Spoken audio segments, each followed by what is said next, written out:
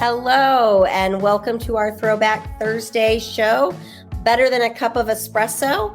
I'm really excited to be here with you today. I am talking today and reviewing the importance of understanding Maslow's hierarchy of needs. So Abraham Maslow put forth this theory, I don't know, a million years ago, and it's something that was introduced to me for the first time during my bachelor's degree program so I got a bachelor's degree in human services, which would be the equivalent now of almost like a social worker. Now I know all my social workers are going to be like, no, it's more intense. And that's accurate. The social work credential is definitely more intense than the human service credential. But my point being is that this is going to be in most psychology, like 101 courses, you're going to be learning about Maslow's hierarchy of needs.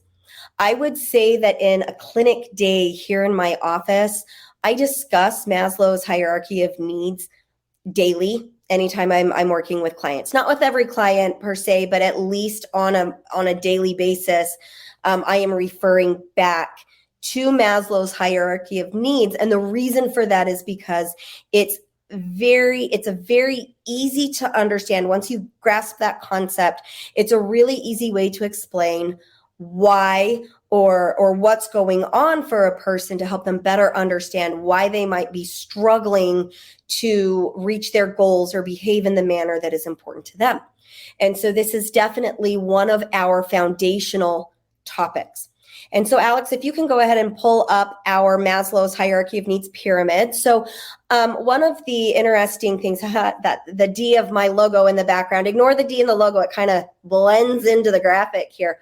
Hey, way to go, Alex. See, this is why you have somebody super awesome behind the scenes, y'all. Alex is amazing. Thank you, Alex. Okay, so this is the Maslow's hierarchy of needs. I was able to get this graphic for free off of the internet, so I don't have anybody to credit it for, but there's lots of, if you Google Maslow's hierarchy of needs, you're going to get a whole bunch of images. This is definitely not my favorite one, and so we're going to break these down a little bit today. But really what I want to illustrate is that in order for a person to experience that green and that blue level, so for this image, we're going to call it the green or the blue level, in order for us to experience self-confidence and be proud of our achievements, in order for us to live up to the person that we want to be, we've got to make sure that we have the things. So we've got the red, the less red, and the orange level. We've got to make sure that those needs are being met. And really the way that I look at this is biology comes before morality.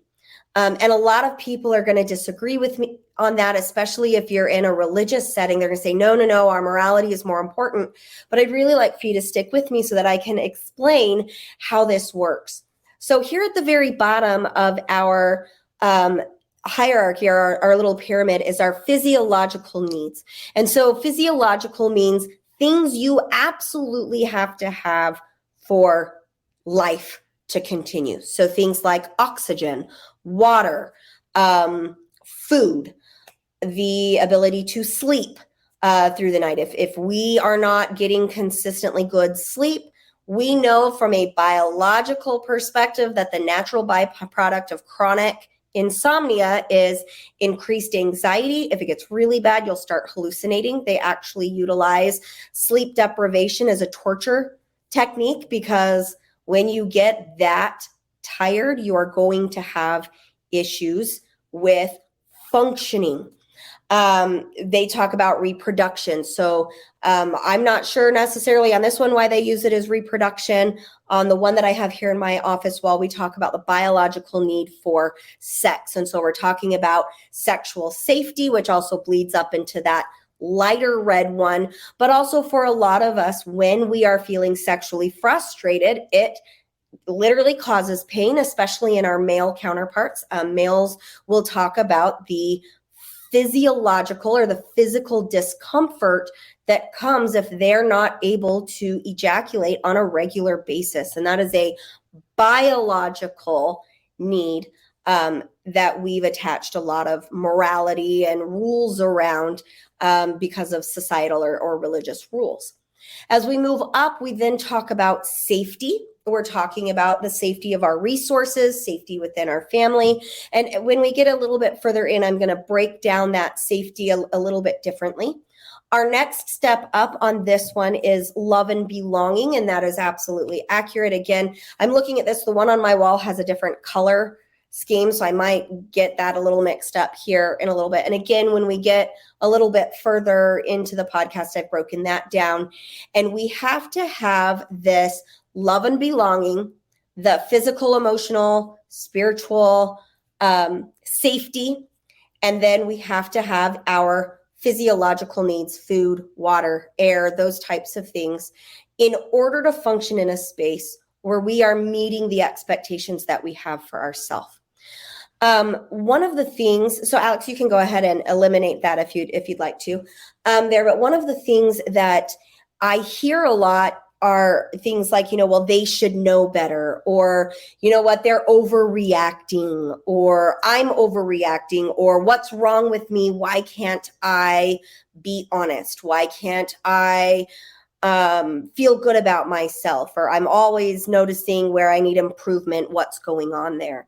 And a lot of that can be explained and understood by recognizing this Maslow's hierarchy of needs. So for example, it's very difficult for a person, unless there's a lack of empathy. So no, we're talking about like psychopaths, where there's that psychopathology, meaning a gross lack of empathy. It's very difficult for somebody to feel confident if they don't have a community or a family that they feel that they belong in.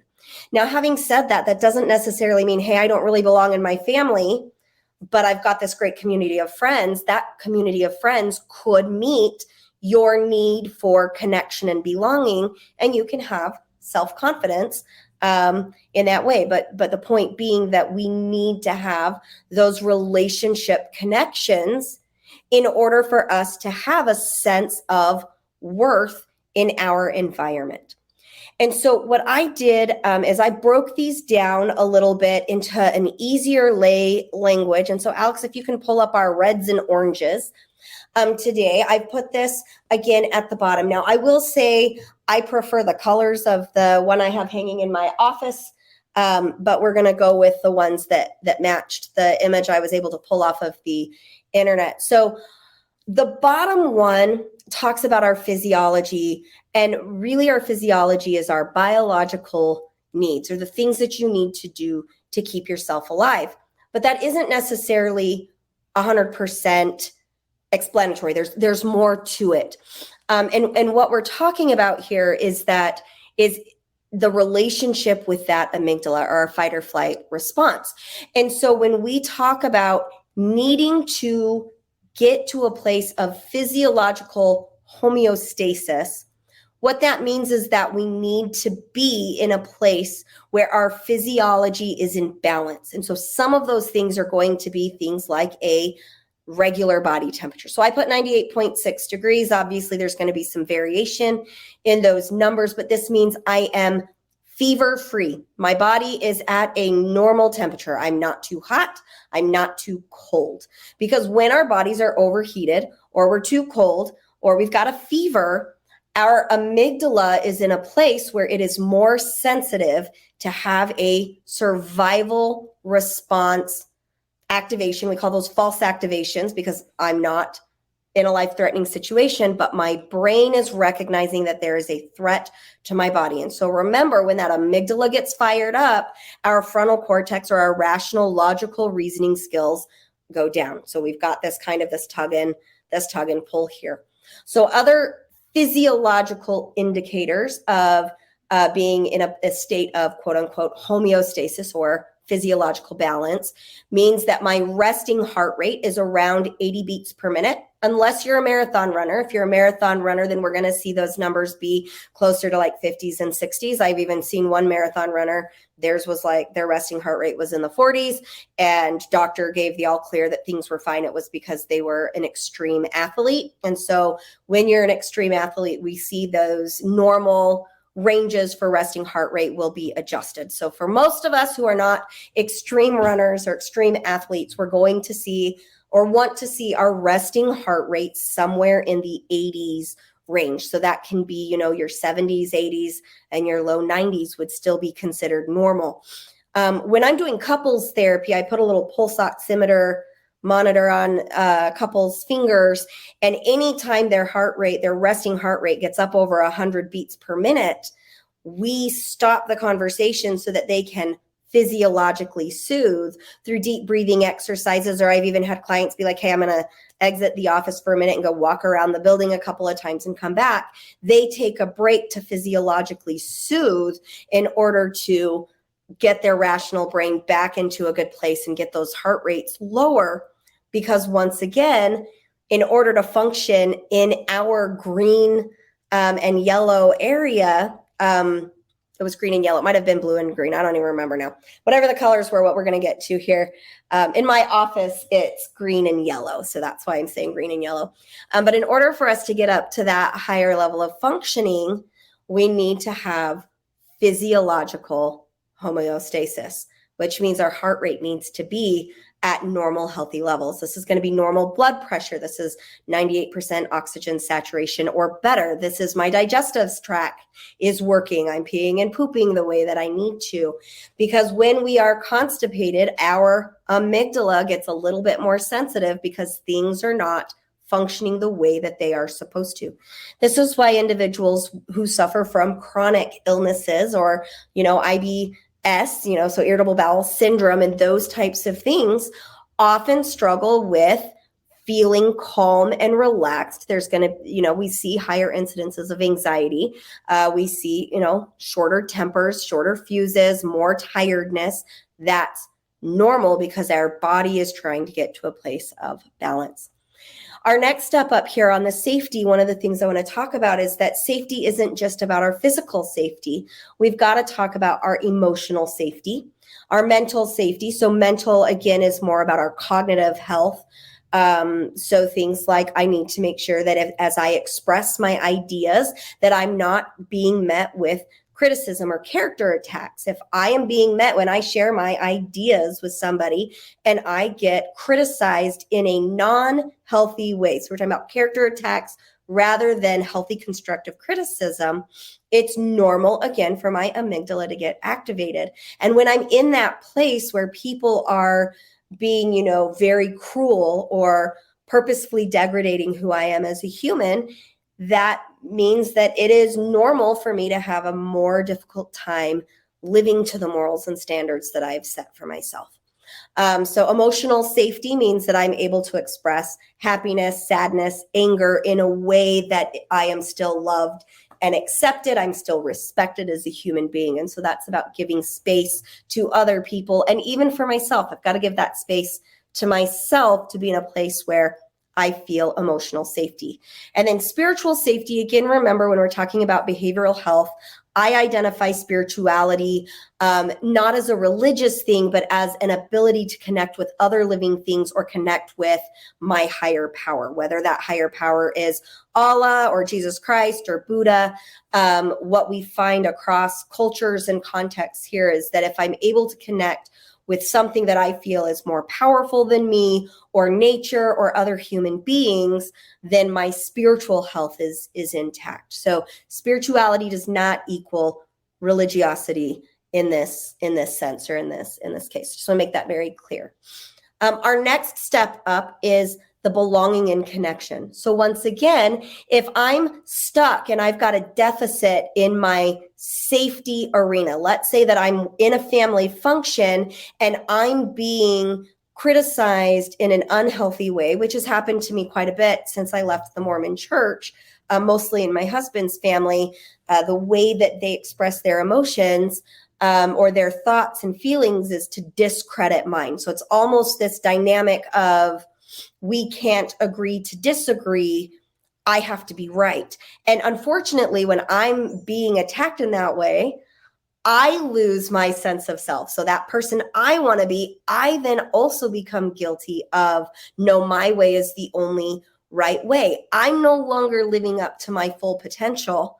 And I become and do or say things that I'm not necessarily proud of, because that amygdala gets triggered, because my cognitive or my mental safety is, there's a deficit in that safety area, which interferes with my ability to feel like I belong and like I have connection in my family. So if I'm not in an environment where repair attempts come frequently when there have been emotional wounds or whatnot, then that is going to influence my sense of self-worth and the other things that I have going on in my life.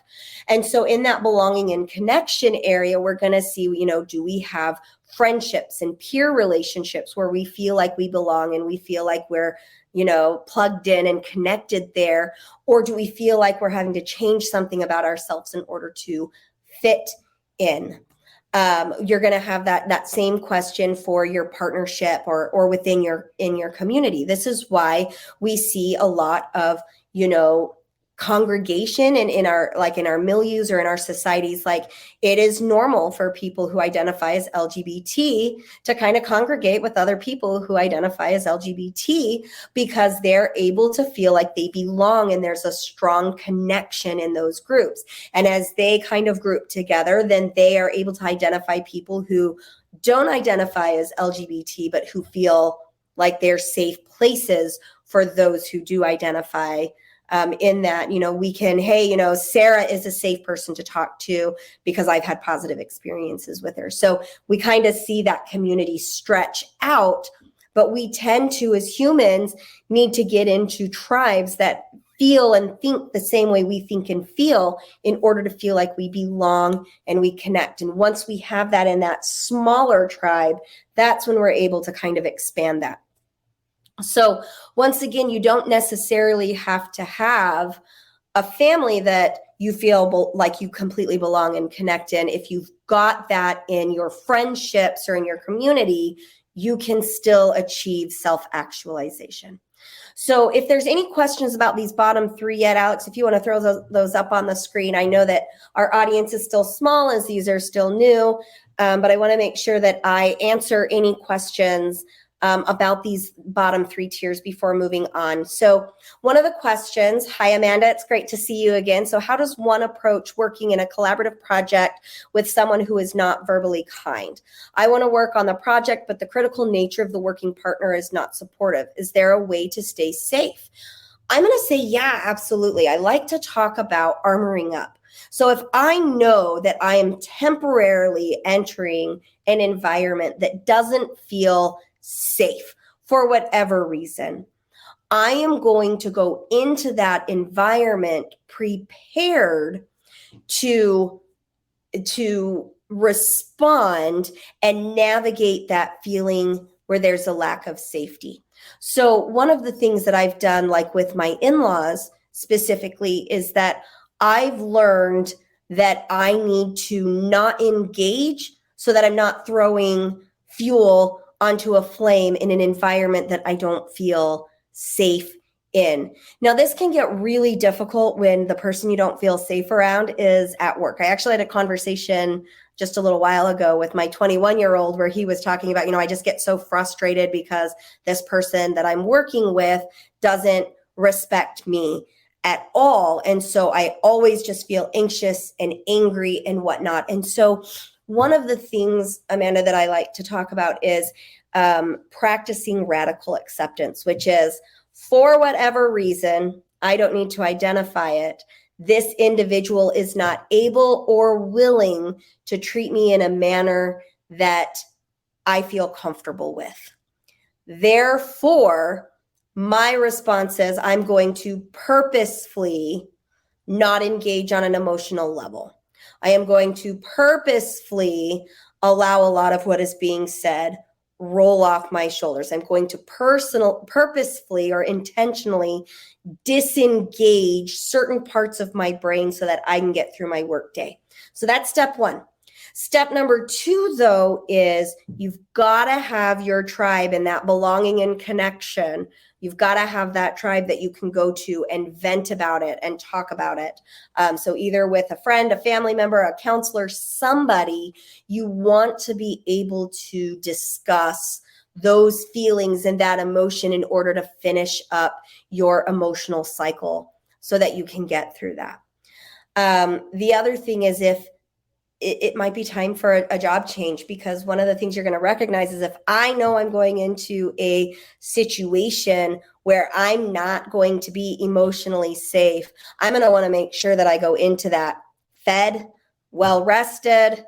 I'm going to go back into that physiological homeostasis and make sure that I'm getting the oxygen I need, that I'm getting the sleep I need, I'm getting the food that I need, that I'm taking deep breaths, that I'm taking breaks. You know, you might need to increase how often you're taking breaks. And if this is an environment that is consistent and it's something you have to go through every single day and it's starting to wear on you, it might be time for an environmental change. I would absolutely advocate for environmental change. I hope that answers your question. Is there any other question? Oh, yes, radical acceptance. Thank you. Yes, I love radical acceptance.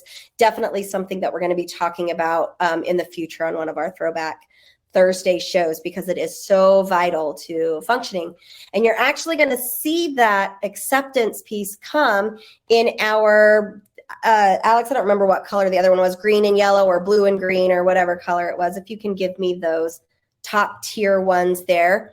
So this is where we are going to start seeing that acceptance. So Amanda, if you look there in the blue, at the very bottom, we've got acceptance, and that's our ability to accept the things that we cannot change. So before we jump ahead, though, let's talk about esteem.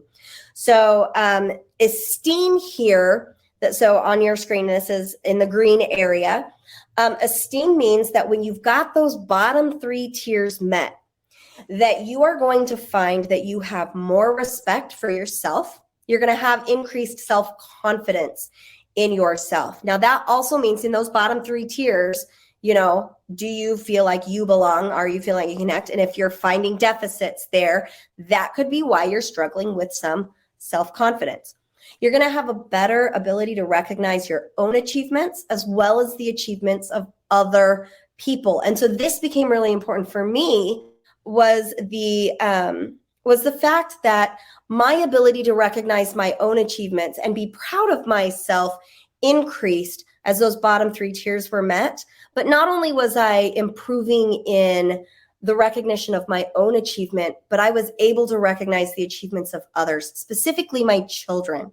So when I was growing up, my mom had a really hard time acknowledging when I had done something well. That was not a skill that she developed until she was much older and I was moved out of the house by then. So my younger siblings got a very different version of my mom than I got, which is actually pretty typical.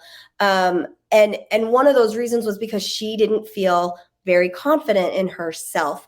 And that comes back here to this Maslow's hierarchy of needs. If I feel confident in myself, if I'm able to respect myself and respect others more, and I'm able to be accountable for when I make mistakes, it also stands to reason that my ability to recognize the good in others improves. So as we hit this green area or this esteem, what we begin to see is people naturally begin to see the glass as half full rather than half empty.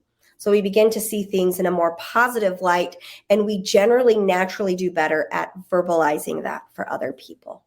And then our top tier here in self-actualization means that we are meeting the goals and the values and morals that we hold for ourselves. We do a better job of maintaining healthy boundaries, meaning I'll say, this is my boundary, and I do a better job of honoring my own boundary.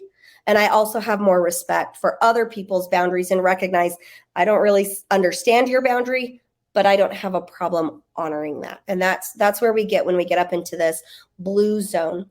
We also find that people begin to naturally no longer struggle with prejudices and extending judgment against other people. That is where that radical acceptance comes in, where we just say, that's the way things are, and I'm okay with that. Because when our bottom tier isn't being met, remember, our amygdala, our need to be defensive and protective, is fired up a little bit more. But when those bottom three tiers are met, everything in our brain is calmer and we don't feel the need. It's not there. It's almost like it kind of disappears naturally on its own as we have those bottom three tiers met. And so we have a lack of prejudice, and we don't necessarily judge things as harshly or as quickly when the bottom three tiers are met. We're more creative. We're better problem solvers. And again, with that acceptance, we're able to just accept things as the way they are more naturally as we hit those tiers. So one of the examples that I like to give that's really basic when people are like, yeah, I'm not quite sure that I'm understanding how all of this works, is I, Sarah Westbrook, personally believe that stealing is wrong. Even if I steal like a loaf of bread or some lunch meat from a big billion-dollar corporation like Walmart, I feel that my theft is still harming that company in some way. It harms somebody in some way. And therefore, in my opinion, stealing is morally wrong. However, if I was starving and didn't know where my next meal was coming from, and I didn't have the resources to get food, I can basically guarantee that my justification for doing something I feel is morally wrong is going to shift, because my brain needs me to live. That is what that amygdala's job is to keep me alive. If I am drowning, and we see this in people who are drowning, where they might be, they're in the lake or the ocean or the swimming pool or whatever, and they're flailing around, and in their panic to get their head above water to breathe, they inadvertently dunk their rescuers. This is why people who are rescuing somebody who is drowning is at a higher risk of drowning, because in that panicked state of trying to get oxygen, you inadvertently push the person who's trying to rescue you under. Now, those are some pretty extreme examples to illustrate this point. And so one of the things that I would love to do, a call to action to my listeners, is I would love for you to email me at daisygirlcommunications.com and ask me some questions about this, and give me some of the examples you have where it's more subtle, okay, where you're recognizing, hey, from the religious perspective that I experienced in Mormonism, one of the things that would happen for me is I didn't feel like my eternal salvation was in a safe place. I became more judgmental of myself and others, because my pathway to heaven, I wasn't certain I was living, quote unquote, righteously enough. And so in that second tier, that safety tier, I didn't feel like my spiritual health was assured for whatever reason. Therefore, I was more anxious. I was more judgmental of myself and others. I had lower self-confidence. When I was able to release that fear and I was no longer concerned about my eternal salvation in that religious context, I found great peace. I found much better self-confidence. I found that I was more accepting of others. I found that I was more like the Savior Jesus Christ that I was striving to be when I gave up that religious dogma and was able to recognize, hey, my environment is safe. I'm doing the best I can. I'm good. I was able to then live up to the morals I was striving for during my time as a Mormon, and do so with a lot less anxiety and a lot more love in my heart for others. So, Alex, are there any other questions that we've got from any listener? Hello, Pilot. Nice to see you back. Can you speak to how special needs persons can work with difficulties relating with others, since love, affection, and even sex seems important? Thinking of those issues, touching and relating. Yeah, so connection doesn't necessarily mean physical contact. One of the things that I love, so I have a child with schizophrenia, and I have a child with autism. And physical touch is difficult. Certain types of stimulation are difficult. So things like they get in crowds, and their ability to connect with other people in crowds is very difficult. And so one of the things that I would recommend, Pilot, is work within your abilities. One of the things that my schizophrenic son absolutely loves is sports and athletics. He loves to discuss sports statistics. And one of the reasons he trusts me so implicitly is because he and I are able to have conversations where I engage in his interests. And when I do that and meet that need, he is able to come to me and talk to me about when he's struggling with things. So this is really work to your abilities. Now, on that sex one, we talk about sex in a way of sexual safety. So when we're talking about sex in the safety realm, we're talking about you're not being sexually coerced or abused. As far as your physiological needs, one of the greatest books out there on our physiological need for sex is Come As You Are, written by Emily Nagoski. Love that book. And one of the things that she addresses is that it is normal for us to have sexual needs that are very different from other people. So it is normal for some men to want sex multiple times a day and other men to not want it very often, if at all. When we're talking about sex from a physiological space, we don't necessarily need to rely on another human being to satisfy that urge, although that is, for most people, the preferred way to do that.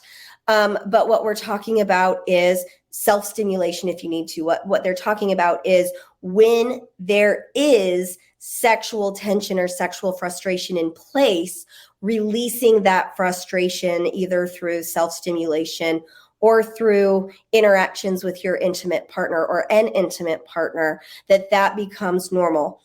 Most men, and we find this in our men, most men will talk about, hey, when I'm able to have sexual release, whether by my own hands or by somebody else's, will say, they are able to think more clearly, they have less anxiety, they feel more at peace. That is because that release is a biological need. Now, if you're the type of person who doesn't feel that need or that urge, there is nothing wrong with you.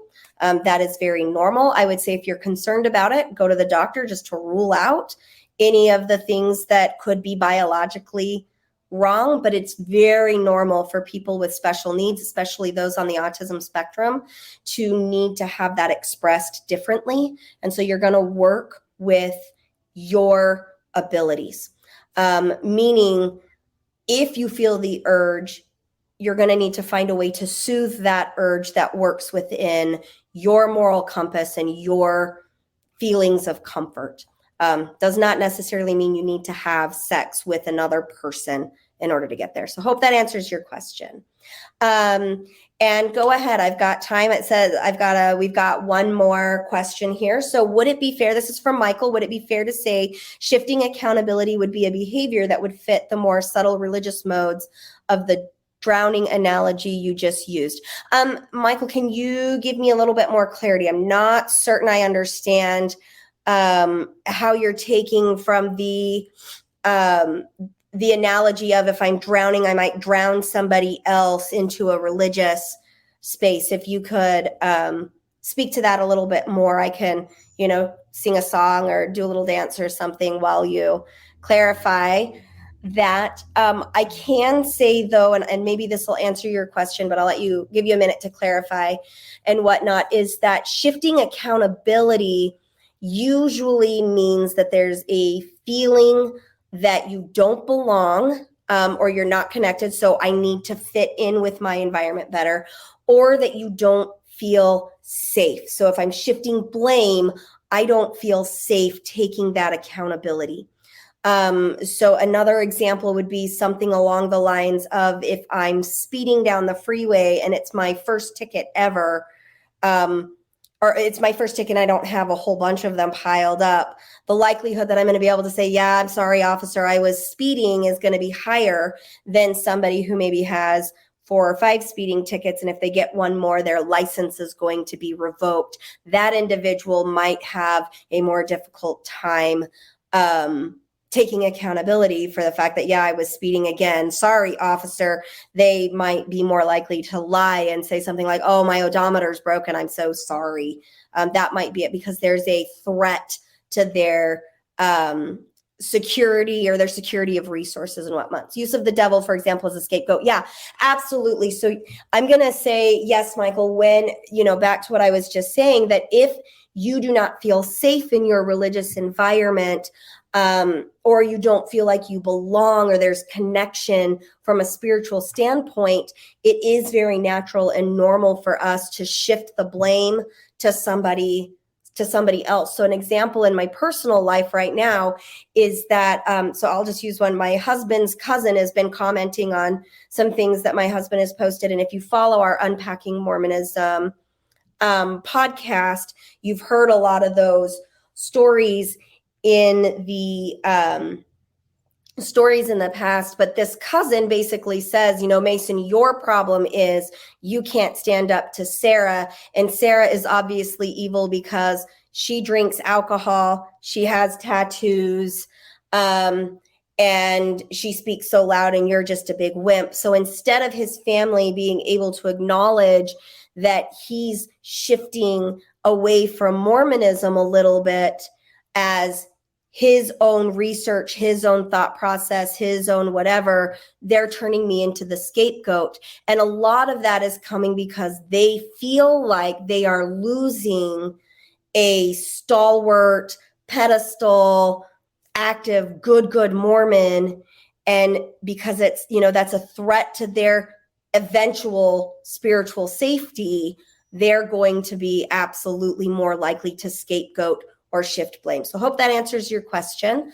I've got to run because I've got a client here coming in about the next 7 minutes. So it has been great to be with you today. Wonderful answering these questions and talking to everybody. Please shoot me your questions if you've got any, or some examples to my email at daisygirlcommunications@gmail.com. We love to hear from our audience, and we'll see you next week. Bye-bye.